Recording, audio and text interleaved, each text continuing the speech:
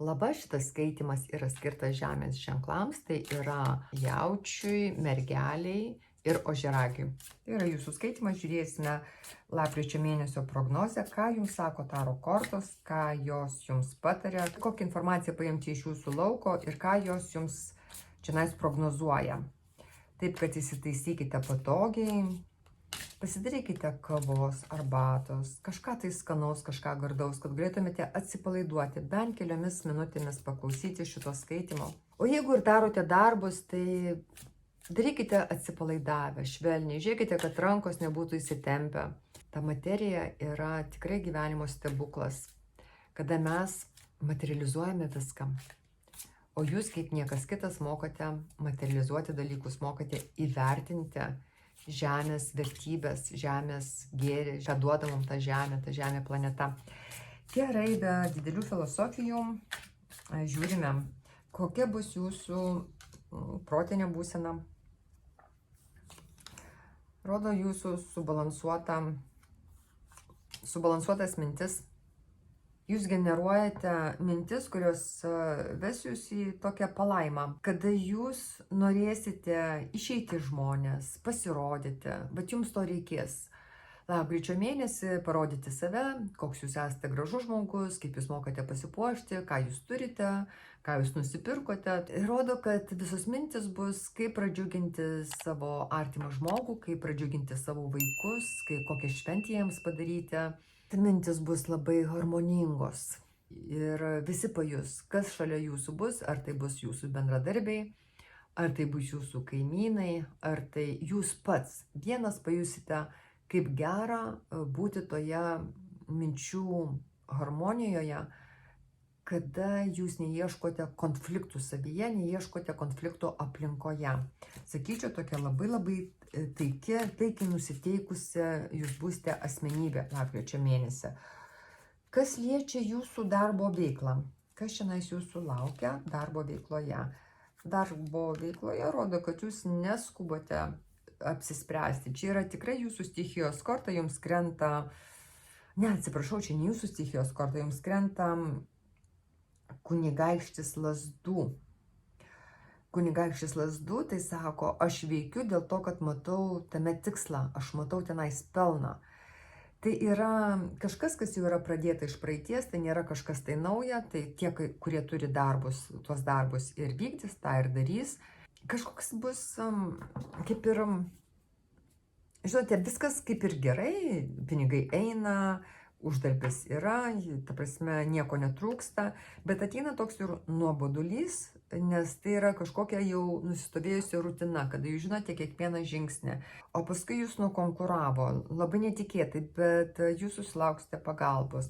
Būkite atsargus, jeigu ateina žmonės su pasiūlymais darbo vietoje, bet jie turi ginklą užantyje, tas ginklas yra užslėptas, jūs nežinote, ką jie atsineša su savimi.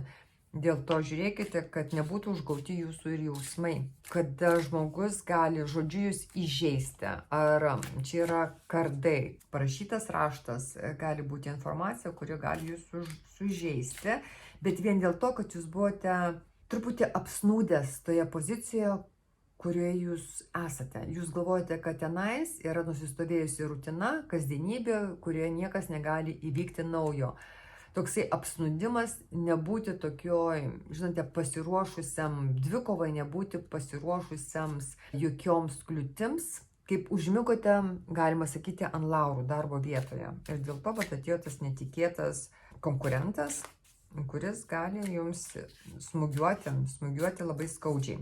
Jeigu neturite darbo, kas jūsų laukia? Jeigu neturite darbo, Saulė, imperatorius, karalius lazdų ir 10 kardų Saulė.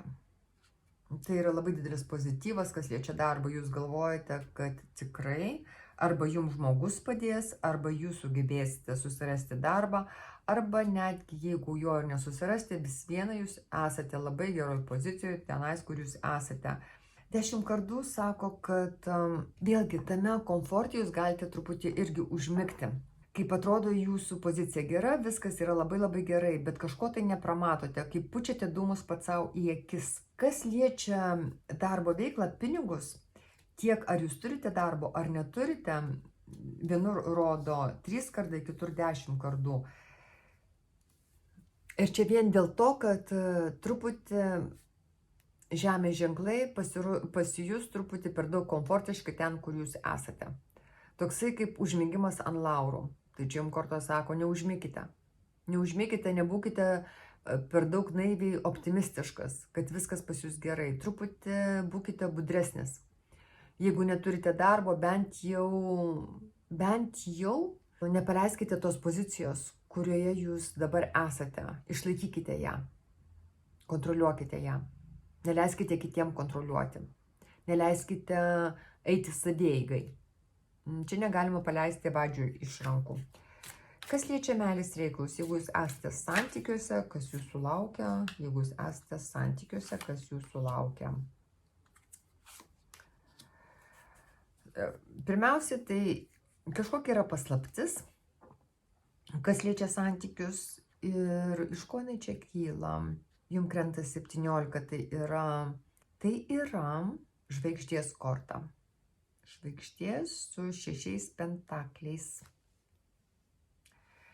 Bet jūs svajojate apie vieną, o ateina pagalba, bet jūsų svajonių partneris, jisai yra gal per daug paslaptingas, jūs kažko tai nežinote apie jį. Bet iš to, ko nesitikite, ateina žmogus, kuris jums padeda, kuris jums parodo geranoriškumą, kuris ištiesia pagalbos ranką. O kas liečia tą svajonių žmogų? Sako, ko jūs nežinote, kad arba kažkokie nauji santykiai ateina pas jūs, naujas partneris, kuris matys jūs kaip svajonių moterim. Netgi jeigu jūs esate santykiuose, gali ateiti pasiūlymas jums, naujas pasiūlymas. Jeigu viskas santykiuose pas jūs gerai, tai tada jūsų partneris pasiūlo kažką tai naujo. Po kol kas tai yra paslaptis, jūs dar nežinote, ką jis yra suplanavęs, jūsų žmogus, bet tuoj sužinosite. Tikrai lapkričio mėnesį jisai jums pasakys, ką jisai čionais yra suplanavęs dėl jūsų. Ir tai išpildo jūsų labai didelę svajonę. Labai didelė svajonė.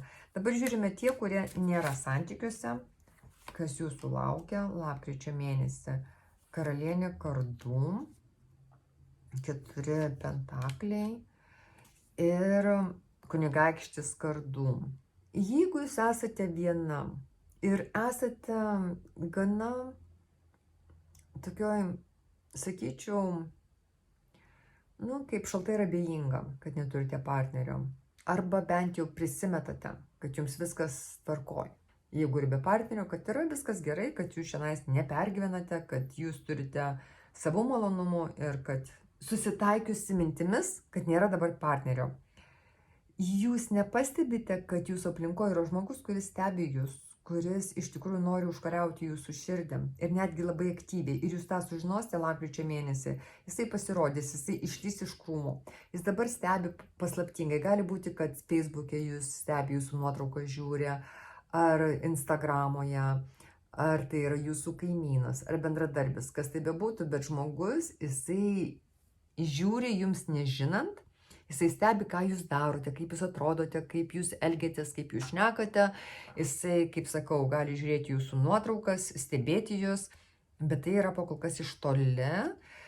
Bet jau bent lapkričio gale jis tikrai pasirodys ir sakys, va štai aš priimk mane, aš esu tas princas ant balto žirgo ir aš atėjau tave nugalėti. Ir žiūrime, ar jam pasiseks. Taip, rodo naujus santykius. Jisai iš tikrųjų jūs iš pusiausvyros išves, bet gerąją tą žodžio prasme, kad jisai tą ledo širdį sušildys. Kaip vėl jūsų širdis, va ten kažkas jau pradės trinksėti kraujas. Jeigu jinai buvo užšalusi, kraujas netekėjo, jausmai buvo užšaldyti, dėl to, kad gal jūs bijojote atverti savo širdį, o kam tuos lūkesčius šiandien laikyti, jeigu nieko nėra. dėl ko tą daryti, kad save kankinti. Jūs esate protinga moteris, praktiška moteris. Dėl ko save kankinti, jūs ne mazochistė. Bet šitas žmogus, jisai, kadangi stebi jūs, jisai bus suradęs prieimą į jūsų šaltus jausmus, į jūsų tą šaltą širdį, ledinę širdį. Ir jisai va tą va mėlyną rožę, kuri yra sustingusi nuo šalčio, tai yra ledinė rožė, jisai perkerta. Bet matote, čia jisai nulipa nuo savo žirgo balto, su tuo kalavijo mosikuoja ir jisai perkerta tą rožę ir sako, aš nugalėsiu tave. Aš padarysiu taip, kad tu pamirsi mane, kad tu norėsi būti su manimi.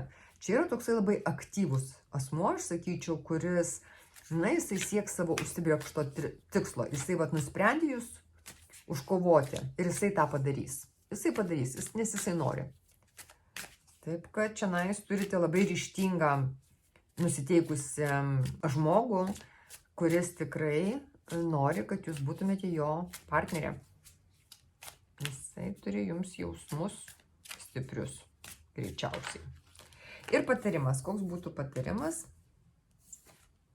Patarimas.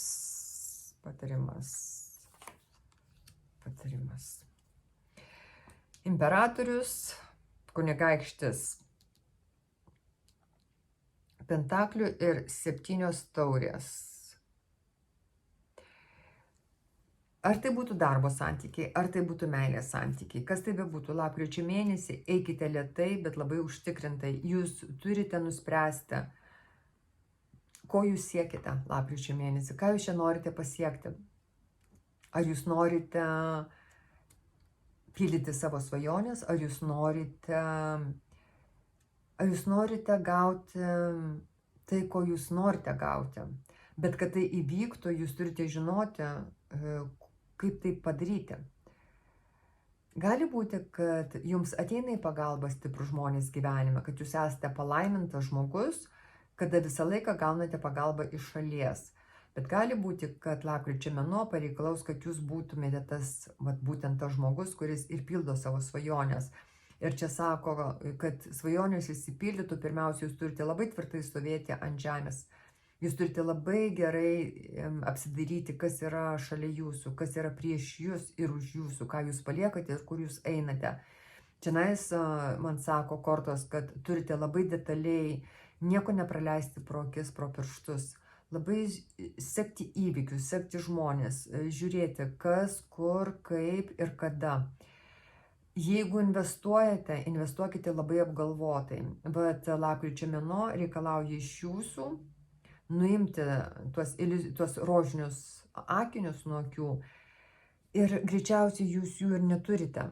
Tik tai gali būti, kad jūs norite labai greitai pasiekti ir daug ko pasiekti.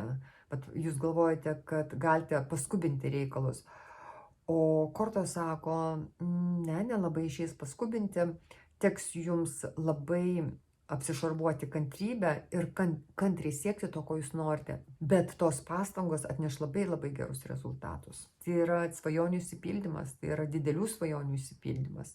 Labai didelių svajonių išsipildymas. Jeigu darbo ieškote, jūs jį gaunate, jeigu partnerio jis pas jūs ateina. Dievas nedalins šiaip savo jums energijos pasiekti tų svajonių, ar jums nepildys norų. Ką jūs darysite su tuo norų išsipildymu? Kam jisai nueis? Ar tai bus kažkoks patenkinti jūsų tuos lengvabūdiškus kaprizus, ar tai bus rimtas noras? Čia bus tik tai patenkinti labai rimti norai.